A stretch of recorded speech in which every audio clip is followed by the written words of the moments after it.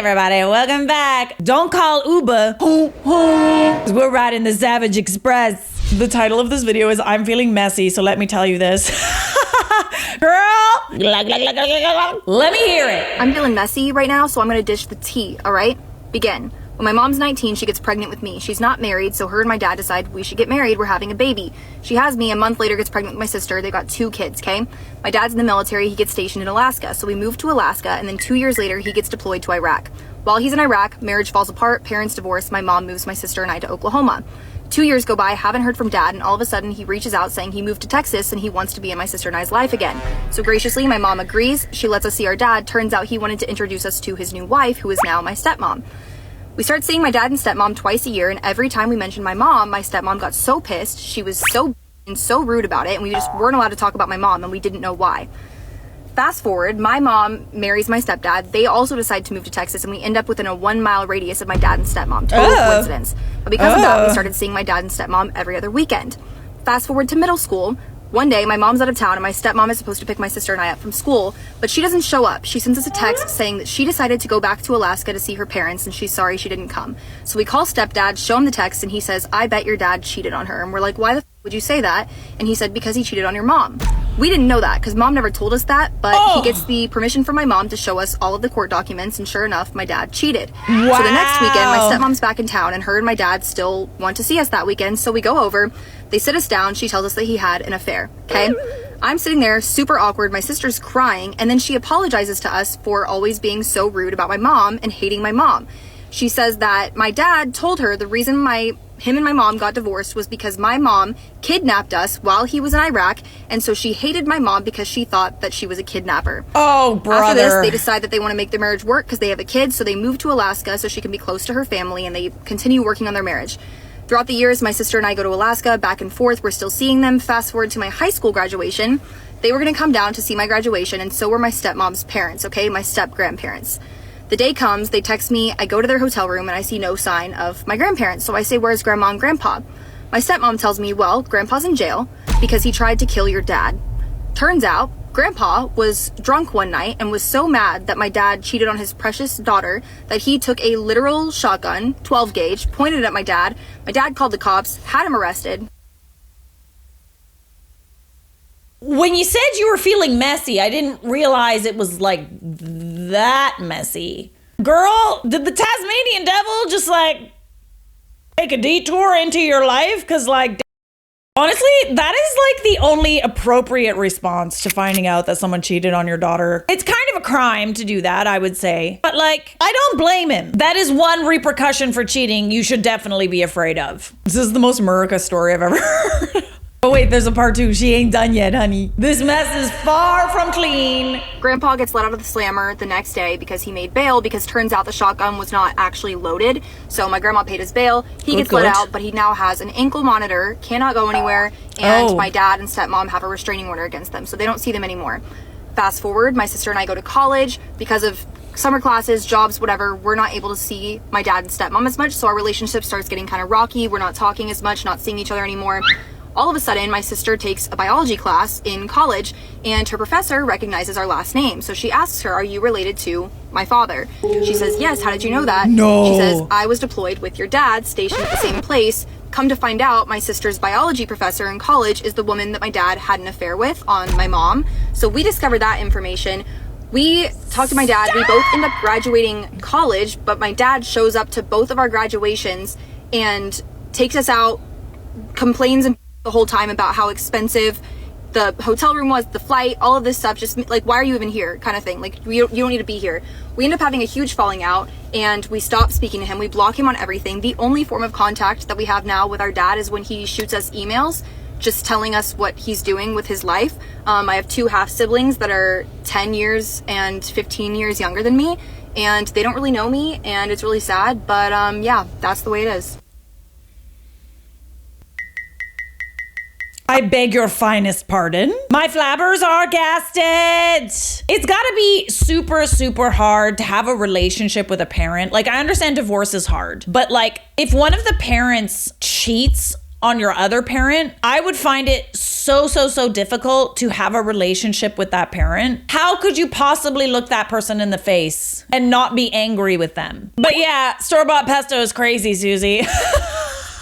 But how about that store-bought pesto? Your dad is for the streets. I'm sorry, I had to say it. Can we deploy your dad again? Can he just go away? Away. I love that you just like took to TikTok to spill all that tea, girl, because that's crazy. Let it all out, bestie. We're here. We're here to listen. We're here to learn. We're riding the Savage Express, so. Next stop, getting back at a messy bachelor party. I just have to serve the raunchiest 42-person bachelor party I've ever encountered. First, they're making sexist jokes about the other waitresses in the room. I'm ignoring this. Then they're literally taunting the groom by being like, you think we could get one of them to sleep with him before he's officially taken? Like, that's not how that works, and you guys are a 4 out of 10 at best. But I just do my job. I get their drink and food order. I check on them like 27 times, get them multiple refills. At the end, I drop off the check. I'm clearing away like 17 plates of food, and one of the guys turns to me and he's like, hey, buddy, what do you think you're doing? Sneaking $400 worth of automatic gratuity on there. And I'm just turning bright red because I'm like, I'm sorry, sir, it's just policy, you know, like, parties of 10 or more, we stick automatic gratuity on there. It says it on every menu. He's like,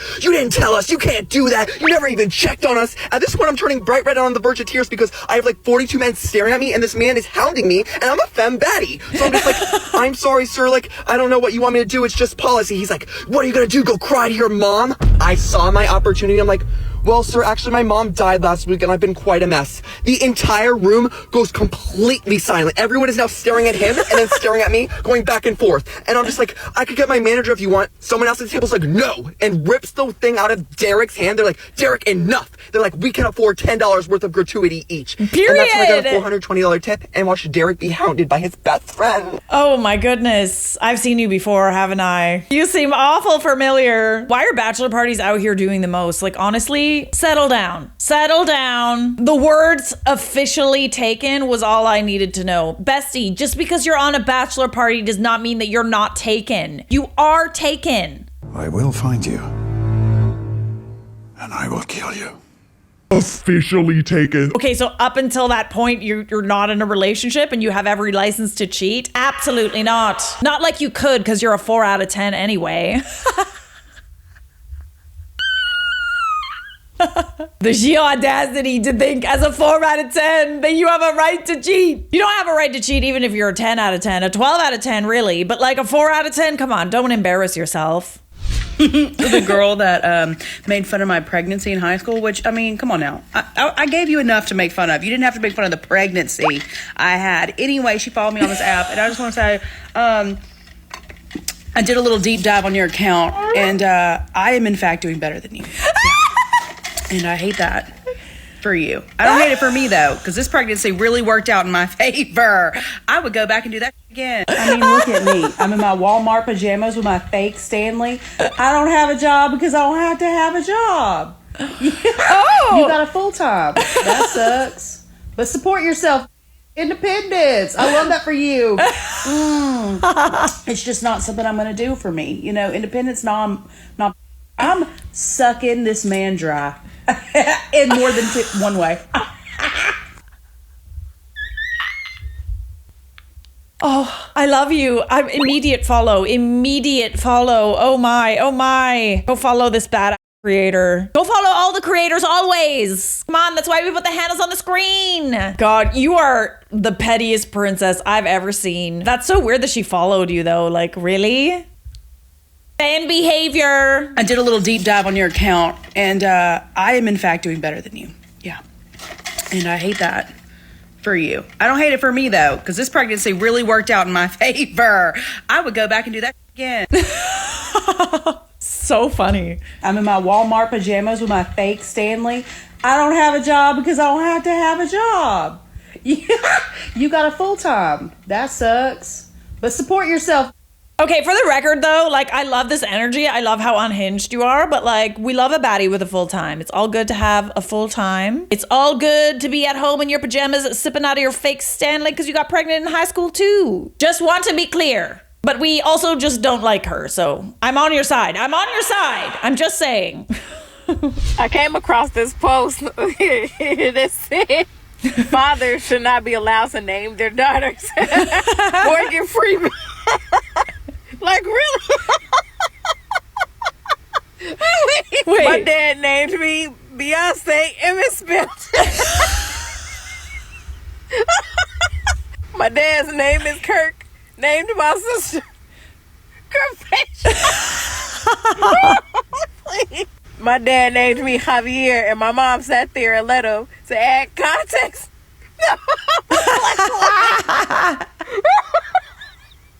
You're done. You're done. I've been thinking about this comment all day. Girl, my dad's name is Lawrence and my name is Lauren. I mean, that's all right. The spelling is, but I get it. My dad is Ronnie and I'm Ronnie.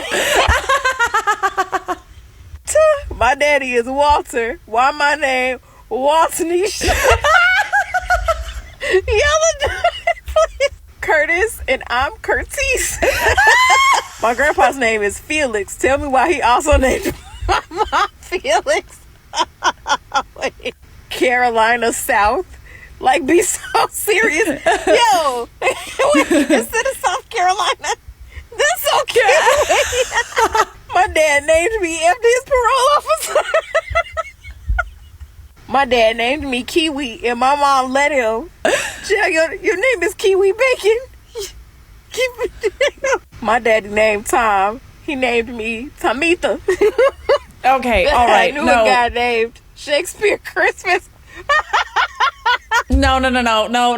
You're done. You're absolutely done. You're not allowed to name children fathers ever. The fact that this many people chimed in on that little statement, that's saying something. That's saying we got a cultural problem here. Kiwi Bacon needs to sue. How dare you? How dare you do that to her? Kiwi Bacon. My dad's name is Clifton and my mom was trying to name me Cliffany. God. Please no. Great googly moogly. Let's not do that. I may be drunk, but don't ever think you can play me. I peep everything. I'm hungover, as you can tell. And sorry. Bloody hell, nearly got taken out. But went out last night with my friends for a late birthday dinner. And we're having drinks, and these two guys approached the table. Now, key facts to remember. These are two young, light-skinned males. So you already know the nonsense is at an all-time high. And another key fact is I'm the darkest person in the group. There are three of us. I am the darkest. So have this in the back of your mind when you understand the engagement I had to suffer through. So these two guys approached my friends, and I'm on my phone because I already know it ain't gonna go anywhere because one of my friends has a boyfriend and the other one is not really on it. But they're talking, they're entertaining, they're humoring as you do. And obviously when you're at a bar, what does a guy do? Want to pop bottles. And I'm just like, this is such a young man mentality, but do you spend your money how you want to spend it. So they get like a bottle of champagne or Prosecco, whatever the hell it was. Probably Prosecco. And they hand my friend like mimosas. And obviously, what does a mimosa come in? It comes in a champagne flute glass, right? Right. So they're handing the flute glasses to my friend. He has a flute glass and his boy has a flute glass. Guess who doesn't get a drink? You. No. Oh. So I already peeped the light skin. Oh. So I was like, all right, cool. In my corner on my phone. I'm already lit, so I'm really not bothered about drinking anymore. But it's the audacity, that ain't was it? the principle. He tries to say something to me because I think my friend realizes, like, hey, why are you directing all your energy here? There's someone right beside you. Period. And I literally turned around and I was like, nope, I'm okay. You don't need to talk to me. You clearly aren't bothered. I didn't get a drink, so it's fine. And he's like, oh, okay. No, here you are. The guy hands me a water glass that's been on the table for God knows how long. Tries to pour me like Prosecco. And I'm just like, I'm okay. Literally dashed the glass to the other side of the table because one, you're not about to play me in my face. Period. I'm not thirsty for anything. And he's like, yo, this is how the drinks came. And I'm thinking, do you actually think I'm dumb? You pour all of your champagne flute glasses and you find a water glass for me. You're like, this is how the drinks came. This is how they gave it to us. And I'm like, yeah, cool. Stop. And though it's sad that this crap still happens, I'm so glad it happened to me now at this point in time in my life. Like, I'm 27 and I don't really give a because I already know what I'm working with. Like, you see me, like, okay, this is not good representation. But when I make effort to go out, you can't even talk to me in any sort of way.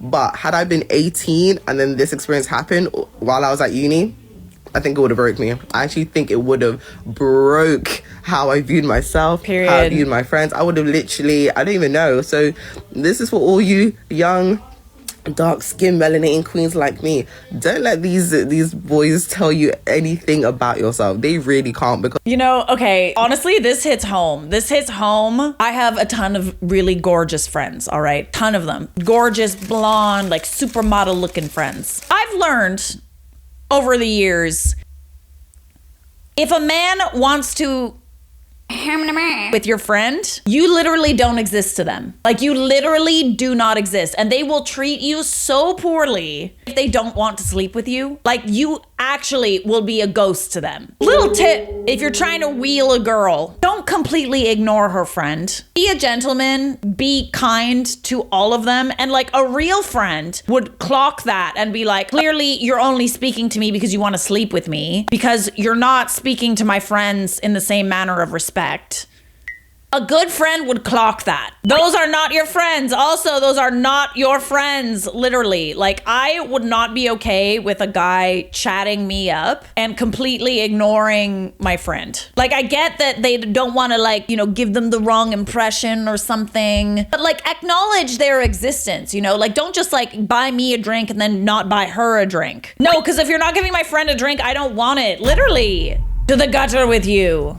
When I first moved to New York, I lived with a Victoria's Secret model who had a secret, and I kept it for 10 years, but let's get into it. We met when she first moved here. We had mutual friends in like the nightlife scene, went out a good bit together. She ended up moving into the same apartment as me with a bunch of models. Right off the bat, the vibes were off. She loved to one-up people. She was also younger than everyone, so I thought maybe it was just an insecurity thing.